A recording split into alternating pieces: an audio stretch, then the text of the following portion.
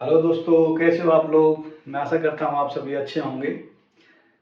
अगर आप नए हो इस यूट्यूब चैनल पे तो मेरी पहली वीडियो आप देख सकते हैं। इस यूट्यूब चैनल पे मैं ट्रांसफार्मर के बारे में बता रहा हूँ, ट्रांसफार्मर डिजाइनिंग के बारे में।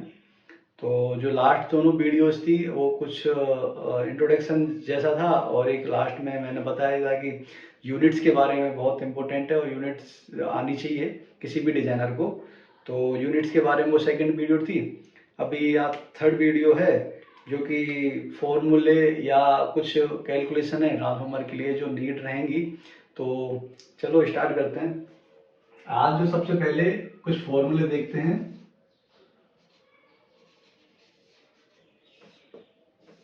ठीक है, तो पहला ये है कि हम एक formula simple density equals to mass upon volume. एक सिंपल फॉर्मूला है, क्लास सिक्स में हमने पढ़ा भी होगा। तो ये एक फॉर्मूला है जिसका मैं ब्रीफ बताता हूँ कि ये कहाँ यूज करना है, कैसे यूज करना है। डेंसिटी को शायद हिंदी में घनत्व कहते हैं और मास को द्रव्यमान बोलते हैं और वॉल्यूम आयतन।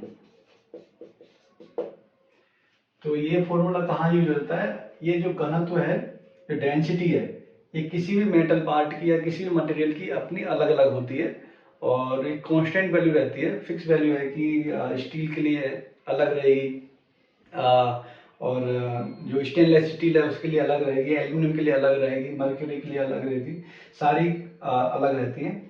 अब ये द्रव्यमान हो गया, उसका वेट, कोई भी जो मटेरियल रहेगा उसका वेट जो है वो मतलब उसका द्रव्यमान हो गया, और आयतन उसका, उसकी साइज, पूरा जो वॉल्यूम निकलता है वो। तो ये फॉर्मूला आप एक बार नोट डाउन कर लो। पहले हम आयतन के बारे में देखेंगे, फिर कैसे कहाँ यूज करना है ये फॉर्मूला और कहाँ मैक्सिमम यूज होता है, उस हिसाब से हम आगे बढ़ेंगे। तो जैसा कि सबसे पहले सीखेंगे वॉल्यूम निकालना। मैं बहुत बेसिक से चालू कर रहा हूँ। क्लास सिक्स सेवन्थ में वॉल्यूम निकालना हमारे कुछ फॉर्मूले बताए हैं। एक बार मैं रिमाइंड करने के लिए, अगर आप नए हैं और याद नहीं है तो आप ये नोट डाउन कर सकते हैं। तो सबसे पहले हम आयतन निकालना सीखेंगे कि आयतन किसी भी चीज़ का क्यों निकालते हैं। पढ़ा होगा, बहुत पढ़ा होगा, क्षेत्रफल निकालो, आयतन निकालो, क्या रीजन है, क्यों निकालते हैं। तो अभी आपको समझ में आ जाएगा। आयतन आयतन क्या होता है कि अगर क्षेत्रफल किसी भी क्षेत्रफल रहता है और तो उसमें उसका मल्टीप्लाई उसकी थर्ड डायमेंशन से कर देते हैं, ऊंचाई, तो जो भी होती है वो उसका ये निकल जाता है, आयतन निकल जाता है। तो सिंपल क्षेत्रफल, जैसे कि हमने अभी बात करते हैं कि अभी जो भी फॉर्मूले हम पढ़ेंगे वो दो तीन शेप हैं जो भी अपन यूज करते हैं मैक्सिमम। रेक्टेंगुलर हुआ, स्क्वायर हुआ और बेलन हुआ। तो ये तीन से चार ही हैं जो हम यूज करते हैं। तो आयतन निकालने के लिए सबसे पहले वर्ग का आयतन निकालते हैं, स्क्वायर का वर्ग, जिसकी ये जो डायमेंशंस रहती हैं, ये वाली, ये ए हो गया, ये बी हो गया और ये सी हो गया। ये वाला यहाँ से ऐसे लेंथ हो गया, ये वाली बी, और ये हाइट इसकी सी हो गई, या सी दे सकते हैं। तो एक जो ये डायमेंशन आ रही है, एक ऊपर और एक जो बैक जा रही हो, थ्री डायमेंशन इसकी हो गई हैं। तो ये अगर तीनों इसकी इक्वल हैं, ए बराबर बी बराबर सी, तो इसको वर्ग बोलते हैं कि तीनों अगर उसकी भुजा बराबर है तो ये। अभी हम आयतन के बारे में बात कर रहे हैं। तो अभी इसका आयतन क्या रहेगा कि तीनों को मल्टीप्लाई कर दो। तो अगर ए बराबर बी सी है तो सबको ए क्यू लिख सकता हूं मैं। तो जो ए क्यू रहेगा वो इसका वॉल्यूम हो जाएगा। एक फॉर्मूला ये हो गया। और अभी मैं, आप उसमें बुक से भी पढ़ सकते हो, मैं सारे फॉर्मूले लिख देता हूँ जो यूज होने वाले हैं। तो जो स्क्वायर है, जो वर्ग का है आयतन, वो कितना होता है, ए मतलब एक उसकी साइड, तो तीनों साइडों का मल्टीप्लाई मतलब ए3। अभी होता है जैसे आयत का आयतन, तो जैसे क्या है, मतलब तीनों साइड उसकी अलग अलग रहेंगी। जैसे मान लो ये है, ये, तो ये और ये और डायमेंशन तीनों अलग अलग डायमेंशन। ये कुछ भी हो सकती है, मान लो ये जो है वो ये थी जो मोटाई है इसकी ए हो गई, ये वाली लेंथ इसकी बी हो गई, और जो हाइट जा रही है वो कुछ भी जैसे सी हो गई। तो ये डायमेंशन 3 हो गई, तो तीनों का मल्टीप्लिकेशन जो होगा वो सी। तो ये इसका आयत, जो भी जैसे कि आयत का आयतन आप समझ सकते हैं, जैसे कि ये वाला है एक आयत की शेप में ही है। अभी इसको देखें, इसकी कुछ भी ये लेंथ हो गई, इसकी ऐसे अंदर की तरफ डीप होगी तो थिकनेस बोल सकते हैं या विड्थ बोल सकते हैं, और ऊपर इसकी हाइट हो गई। तो इन तीनों लेंथों का जो डिस्टेंस है उनका तीनों का मल्टीप्लाई कर देंगे तो ये उसका वॉल्यूम निकल के आ जाएगा। अभी देखो, अगर मान लो ये यहाँ से यहाँ तक कितना 100 mm है, ये 100 mm है, और ये कितना है मान लो 10 mm है, और इसकी हाइट कितनी है 5 mm। तो अभी जो इसका वॉल्यूम जो निकल के आएगा आयतन, वो 100 मल्टीप्लाई 10 मल्टीप्लाई 5 इक्वल्स टू कितना होगा 000 मल्टीप्लाई 5 इक्वल्स टू 5000। ये क्या आएगा mm3। 1 mm ये वाला, एक ये और ये तीनों का अगर मल्टीप्लाई करेंगे साथ में यूनिट्स का तो 3, तो ये इसकी वॉल्यूम निकल के आ जाएगा। अभी कहाँ यूज होता है वो मैं आगे हम बताएंगे। ये आयत का हो गया एग्जाम्पल के साथ में। अभी हम नेक्स्ट बेलन का देखेंगे। बेलन का कहाँ यूज करते हैं। बेलन जैसे रोड हो गया, अभी मान लो ये मेरी एक कोई भी रोड है एमएस की, समझो ऐसे ये रोड है, तो इसकी कोई ये लेंथ हो जाएगी एल जो भी रहेगी। ये इसका ऐसे डाया रहता है, डाया मतलब डायमीटर, जैसे हिंदी में व्यास बोलते हैं आई थिंक, व्यास डाया। तो ये डायमीटर हो गया इसका, ये लेंथ हो गया। अभी इसका कैसे निकालेंगे, तो इसका भी सीधा फॉर्मूला है कि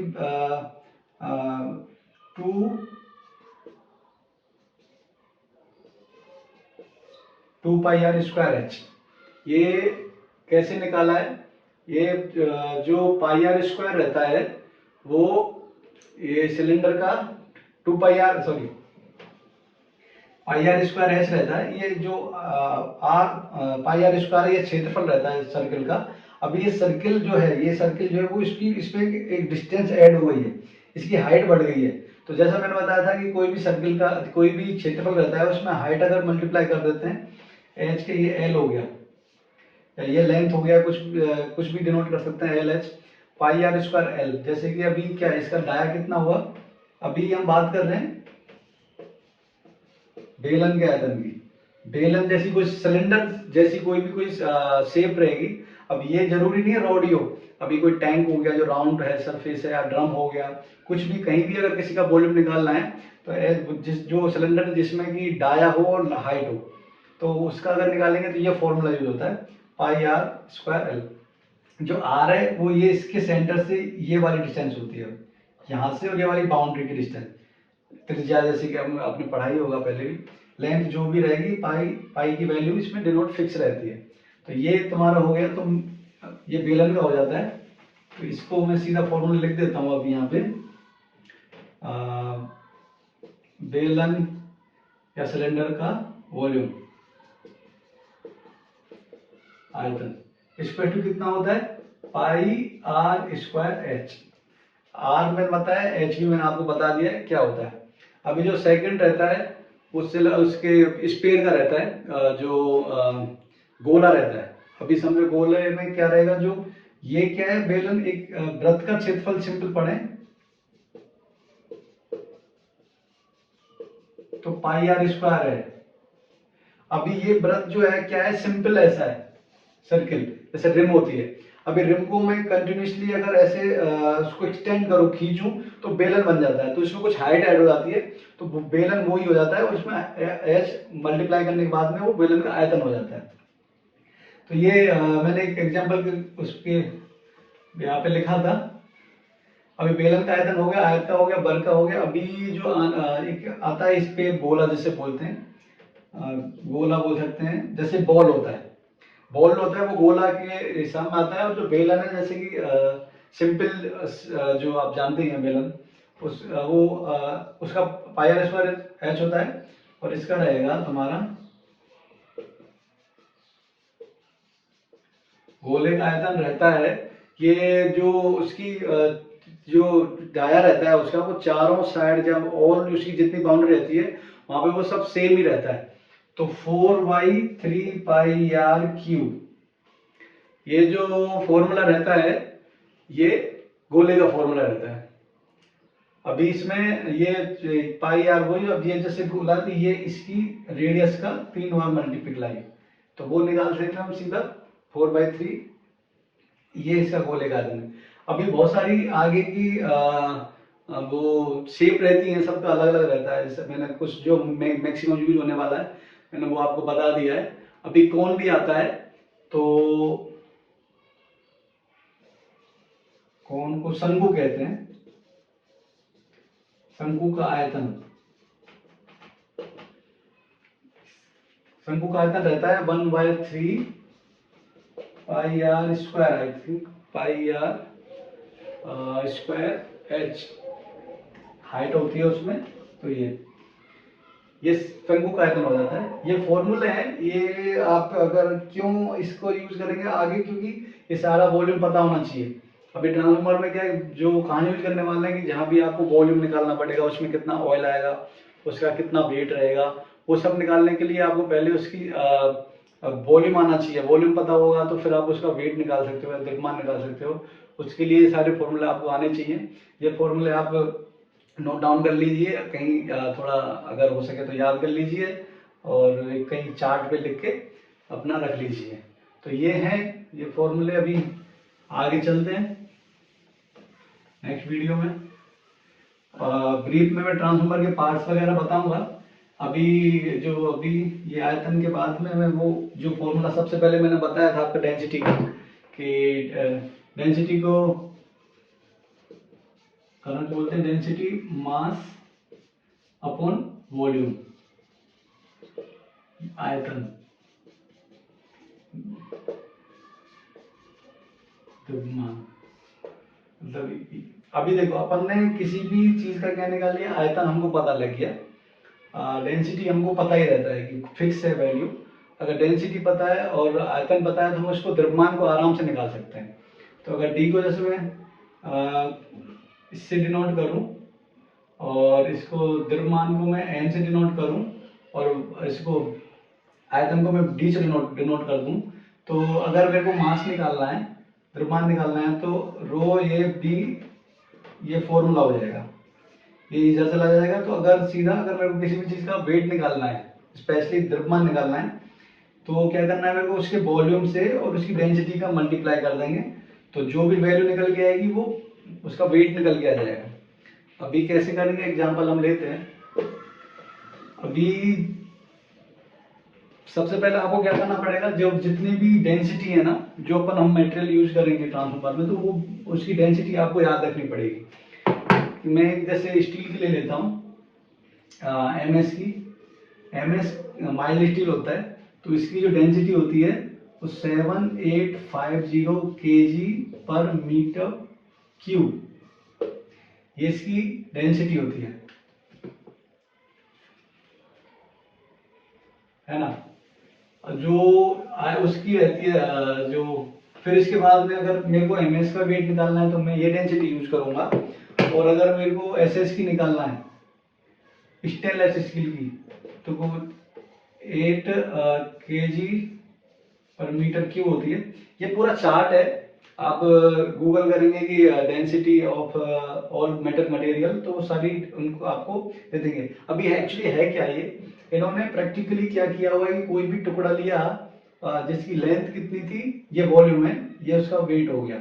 जैसे कि मैंने बताया कि मास अपॉन वॉल्यूम, तो वॉल्यूम हमेशा किस में निकलता है, क्यू में निकलता है। अगर जो भी डायमेंशन हम पकड़ेंगे, मैं एमएम में भी निकलेगा, सीएम में भी निकलता है, सब में निकलता है, लेकिन ये इन्होंने मीटर में कैलकुलेट किया है, तो मीटर जो भी आएगा इसको मीटर क्यूब कर दिया इन्होंने, मीटर क्यूब। और क्या किया, केजी कितना है, ये इसका वॉल्यूम जो होता है, वो जो मास है वो केजी में निकाला हुआ है। तो 785, अगर किसी भी मटेरियल, किसी भी एमएस का कोई सीट मानो जिसकी हाइट कितनी है 1 mm, 1 मीटर, और लेंथ कितनी है, वो सब 1-1 मीटर होगा, तो वो उसका जो टोटल वेट आएगा वो 7850 आएगा। उन्होंने कैसे वैल्यू फिक्स की हुई है। अभी सपोज कि मैं एमएम में निकालूं, अगर ये, क्योंकि लेंथ बहुत बड़ी है, मीटर में हम बात करें, अगर सिंपल में बात करता हूँ एमएम में, मेरे को एमएम में निकालना है, वो भी केजी में निकालना है, तो मैं क्या करूंगा, डिवाइडेड बाय कितनी, 5 टाइम्स 0 कर दूंगा, 6 टाइम्स 0, मीटर से वो एमएम में आ जाएगा। समझो कि अगर, चलो ये आगे मैं देखता हूँ, पहले डेंसिटी के बारे में बात करता हूँ। तो डेंसिटी एक आपकी ये हो गई, ये इसके एसएस की हो गई, और कॉपर आएगा, कॉपर जो हम यूज करेंगे, क्योंकि ट्रांसफार्मर में कॉपर मेन पार्ट होता है, तो उसका कुछ 9000 होती है,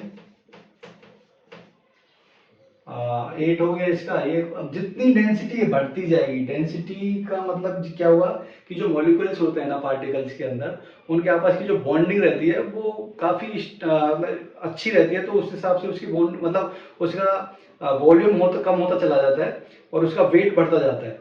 जैसे कि कभी बर्फ को देखो, बर्फ बड़ी रहती है लेकिन वजन में कम रहती है, वेट में कम रहती है, तो उसकी जो डेंसिटी है वो कम रहती है।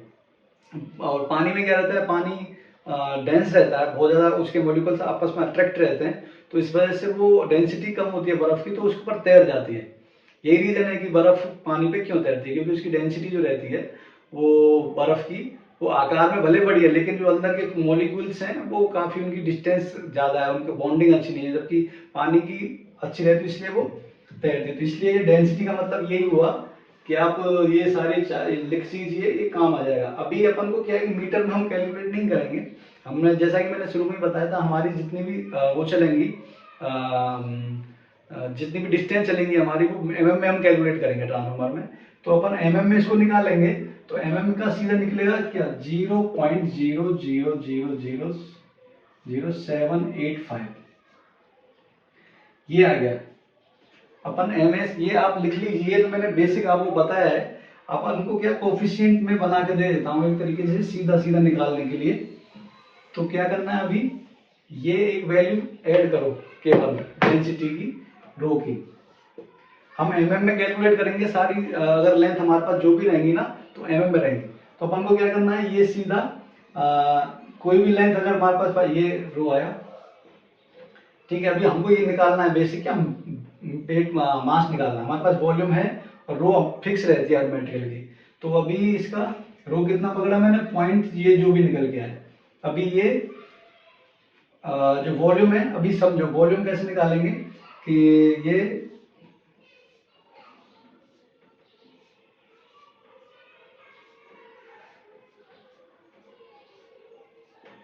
ठीक है, ये कुछ इस तरीके से है।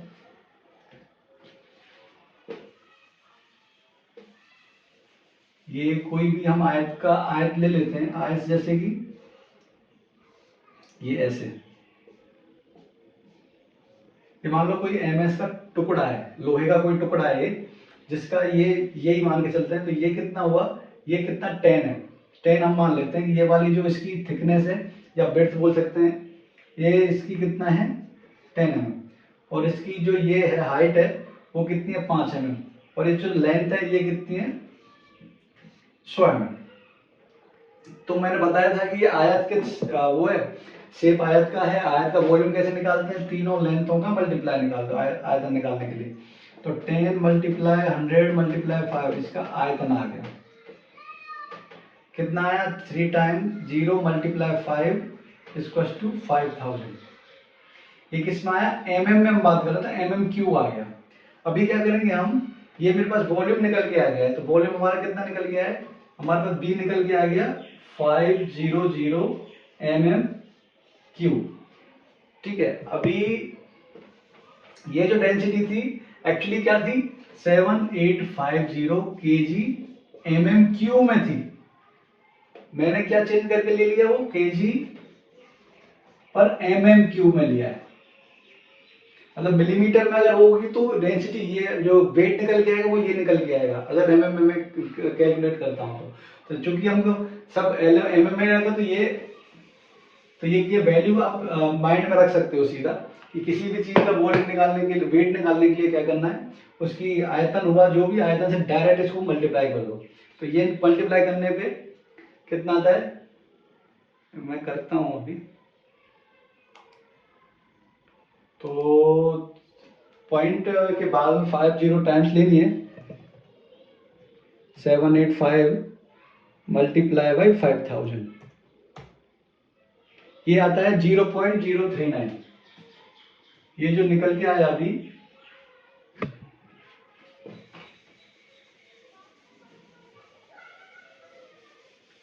ये हमारे पास मैंने फॉर्मूला क्या बताया था कि अगर मास निकालना है तो डेंसिटी मल्टीप्लाई अपना वॉल्यूम, ये सीधा सीधा फॉर्मूला है। एम का मतलब वेट हो गया तुम्हारा, ये वैल्यू तुम्हारी हमेशा फिक्स रहेगी, ये कांस्टेंट है। और वॉल्यूम जो आपको निकालना पड़ेगा, अगर कॉपर फ्लैट है, जितनी लंबी फ्लैट है या तो उसकी ब्रेड्थ लेनी है और इसकी थिकनेस और लेंथ, उनको तीनों को मल्टीप्लाई कर देंगे तो वॉल्यूम आ जाता है। तो जैसे कि हमने इसका निकाला, तो एम बराबर में कितना, 0.0, इसको ऐसे भी लिख सकते हैं कि 0.0000785 मल्टीप्लाई बाई 500, ये वॉल्यूम हो गया था उसका जो हमने निकाला था।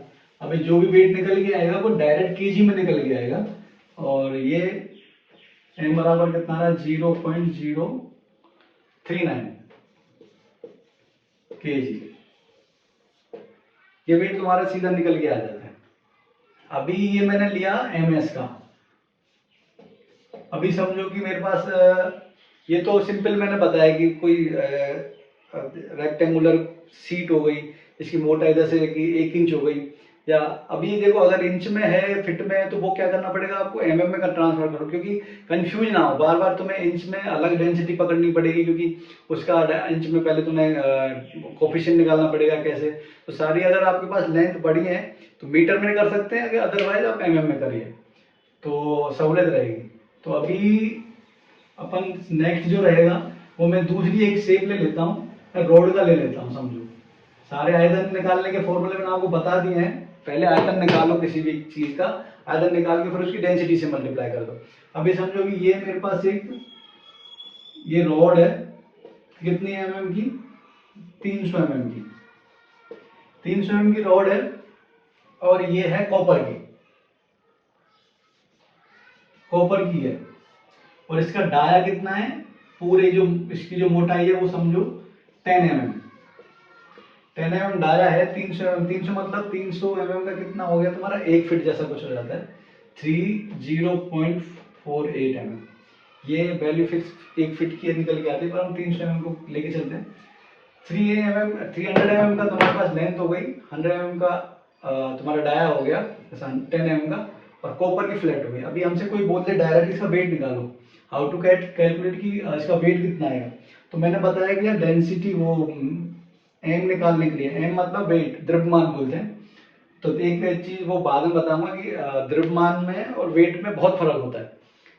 द्रव्यमान क्या होता है कि उसका एक्चुअल जो उसका मास रहता है वो कहीं भी मतलब चेंज नहीं होता है। अगर मैं यहाँ पे रखूँ, कहीं भी रखूँ, तो एक्चुअल जो रहेगा उसका मास चेंज नहीं होगा, लेकिन वेट क्या है वो चेंज हो जाता है, क्योंकि ग्रेविटी के हिसाब से। अगर कहीं यहाँ से अगर ग्रेविटी 9.8 ग्राम पर 9.8 कुछ रहता है, तो जो भी आता है वो उसके हिसाब से चेंज होती जाती है। अभी एम कितना हुआ, ये इतना, इसका फॉर्मूला बताया था मैंने आपको, एम बराबर में वॉल्यूम और डेंसिटी। ये डेंसिटी हो गया है। तो अभी समझो कि वॉल्यूम कितना निकाला हमने, कैसे निकलेगा वॉल्यूम निकालने के लिए बी, तो मैंने क्या बताया था, बेलन है, बेलन के आकार का पाई आर स्क्वायर एच, पाई की वैल्यू 22/7, आर स्क्वायर कितना है, इसका आर कितना जाएगा 5। अगर ये पूरा यहाँ से 10 है तो ये डिवाइडेड बाय 2 करेंगे तो वो 5 आ जाएगा। 5 × 5, 2 बार गुणा करना है। एच कितना है उसका 300, ये इसका निकल के आ जाएगा। तो मैं निकालता हूँ, ये कुछ आएगा 22/7 3.4 मल्टीप्लाई 5 मल्टीप्लाई 5 मल्टीप्लाई 300। तो जो हमारा वॉल्यूम निकल गया है वो कितना निकल गया है 23571.4। ये किस में निकल गया है mm³ में निकल गया है। याद रखो मैंने वही बताया था कि ये mm में निकालना है अपन को, सब mm में कैलकुलेट करना है। अभी क्या करना है हमारे पास ये इसकी कॉपर का क्या बताया था मैंने, कॉपर की डेंसिटी कितनी होती है 9000 ना 9000 kg/m³। अगर मीटर में लेंगे तो 9000 आएगा, अगर इसको mm में कर देंगे तो वही इसको डिवाइड कर देंगे 6 टाइम 0 से 0.00009, ये कितना आएगा kg/mm³। ये तो हमारी सारी वैल्यू mm में चल रही है तो हमको डायरेक्ट उससे गुणा करना है। तो m = 0.00009 मल्टीप्लाई 23571.4। ये m जो निकल के आएगा वो kg में निकल के आ जाएगा। तो इसका करके देखते हैं।